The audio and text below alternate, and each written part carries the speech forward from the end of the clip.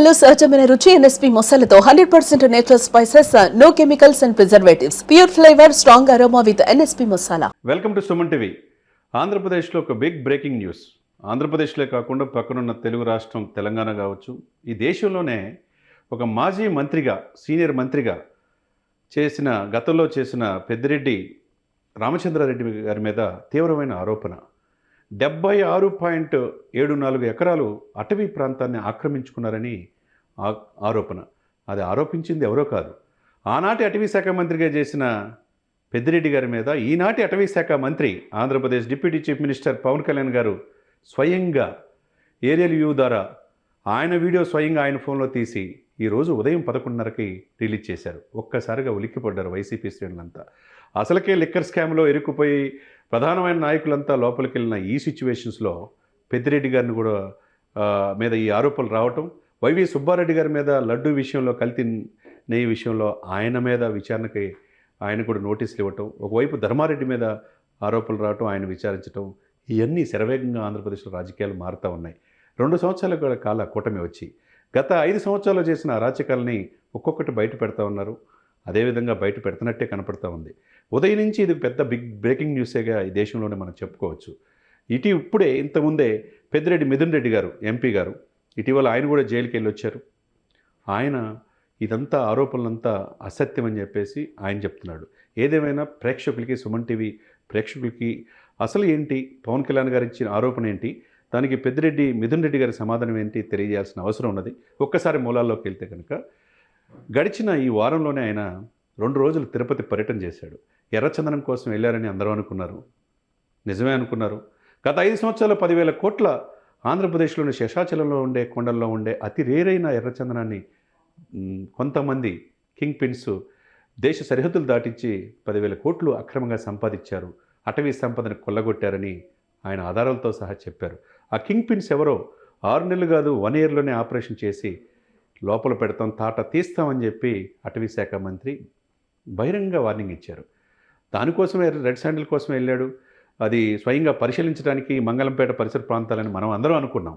Cut చేస్తే కుంకు ఏనుగులు, అక్కడ చిత్తూరు పరిసర ప్రాంతాల్లో పంట చేతికొచ్చిన పొలాలని ఏనుగులు ధ్వంసం చేస్తుంటే దాని నివారణకి కుంకి ఏనుగుల్ని, కర్ణాటక రాష్ట్రం తీసుకొచ్చిన ఏనుగుల్ని చూడటానికి వెళ్ళారని మనం అనుకున్నాం. ఇవన్నీ కాదు. ఈ అన్నిటితో పాటు ప్రపంచానికి తెలియజేసింది మరొకటి ఏంటంటే, ఈరోజు ఉదయం 11:30కి బిగ్ బ్రేకింగ్ అనుకోవాలా. ఈ దేశంలో ఇంతవరకు ఎంతోమంది రాష్ట్రాల్లో మంత్రులు చేశారు, సీనియర్ నాయకులు. ఈయన సమకాలీడు చంద్రబాబు నాయుడు గారికి పెద్దిరెడ్డి రామచంద్రారెడ్డి గారు.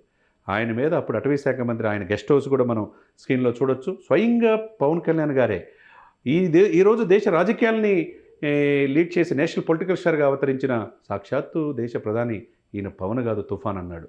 ఆయనే ఈ రోజున స్వయంగా ఏరియల్ వ్యూలో ఆయన వీడియో స్వయంగా చేసింది ఈరోజు అప్లోడ్ చేశారంటే ఎక్స్లో. మరి దీన్ని ఏమనుకోవాలా? దీనికి సమాధానం చెప్పాల్సిన అవసరం ఉండదు కదా. మరి ఇది 2000 సంవత్సరంలో మేము వారసత్వ సంపదగా మేము కొనుక్కున్నామని చెప్పి పెద్దిరెడ్డి మిథున్ రెడ్డి గారు ఆరోపిస్తున్నారు. ఆయన మీద ఇప్పటికే రెడ్ శాండిల్స్, ఎర్రచందనం నేపాల్ సరిహద్దుల్లో దాటిని పెద్దిరెడ్డి మిథున్ రెడ్డి గారి అని చెప్పేసి స్వయంగా ఆనాటి అధికారంలో వచ్చిన తర్వాత పవన్ కళ్యాణ్ గారే ఆరోపించారు. మరి ఇది ఎక్కడ దాకా పోతుందో అర్థం కాని పరిస్థితిలో ఉంది. ఏదేమైనా గతంలో కూడా విచారించారు, ఆల్రెడీ మీడియా కూడా చూపించారు, ఇంతవరకు చర్యలు తీసుకోలేదు ఏంటి అని అందరూ అనుకున్నారు. ఉన్నట్టుండి సడన్గా ఒక బాంబు అయితే పవన్ కళ్యాణ్ గారు స్వయంగా వేశారని అనుకోవాలా. ఏంటంటే విత్ ఎవిడెన్స్తో సహా అటవీ ప్రాంతం అనేది ప్రకృతిగా సహజ సంపద, ఇది మనందరిది అనే భావనలో ఉండాలి. కానీ మంగళంపేట పరిసర ప్రాంతాల్లో 76.74 ఎకరాలు అక్రమంగా అటవీ సంపదని ఆక్రమించుకున్నారు. వారసత్వం అని చెప్తే వారసత్వంగా ఇంత ఆస్తి ఎక్కడి నుంచి వచ్చింది అని పవన్ కళ్యాణ్ గారు ఆరోపిస్తున్నారు.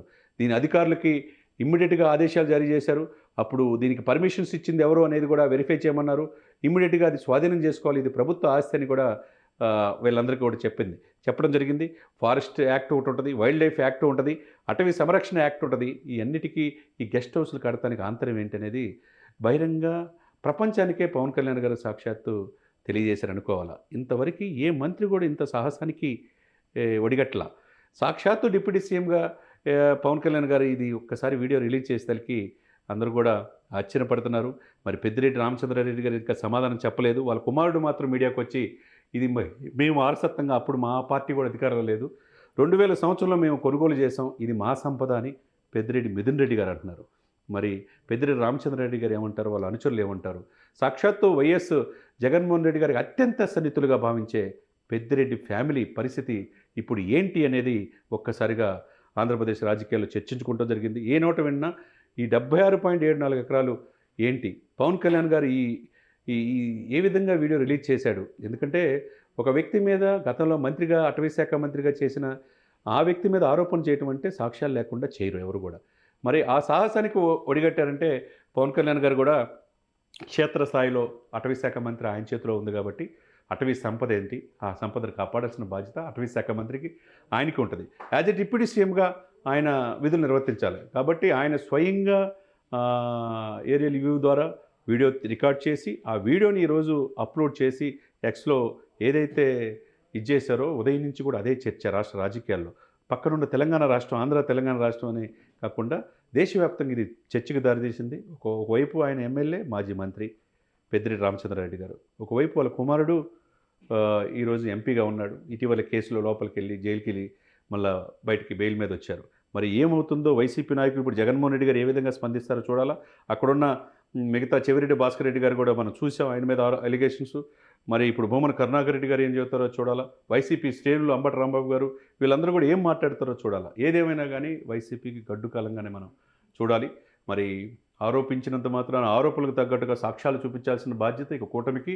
As a deputy chief minister మామూలు ఎలిగేషన్ కాదు ఇది. ఏరియల్ వ్యూ ఎక్కడెక్కడ ఆక్రమించుకున్నారో కూడా వీడియోలు, చిత్రాల ద్వారా మనం చూసాం ఇక్కడ.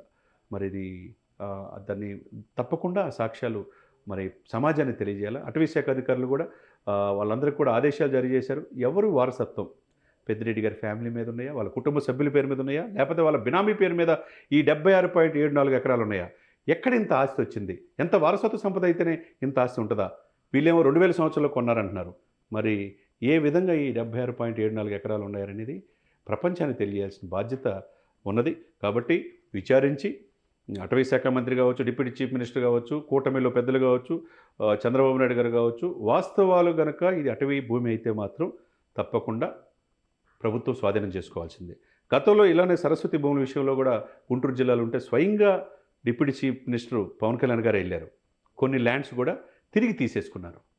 మరి ఇప్పుడు ఏం చేస్తారనేది, ఎందుకంటే ఈయన ఎక్కడ అడుగు పెట్టినా వాస్తవంగా రియాలిటీ లేకపోతే వెళ్ళడు. ఆ రోజు కాకినాడ పోర్ట్ అయినా కావచ్చు, లేకపోతే ఎర్రచందనం కోసం శేషాచలం కొండలో ఆయన స్వయంగా నడిచి 2 కిలోమీటర్ల మేర ఆయన నడిచి స్వయంగా వీక్షించిన తీరు కావచ్చు, ఇప్పుడు పెద్దిరెడ్డి భూములు కావచ్చు, ఏదేమైనా కానీ ఆయన పూర్తి స్థాయిలో ఆయన సమాచారం సేకరించారని మనం అనుకోవాలా.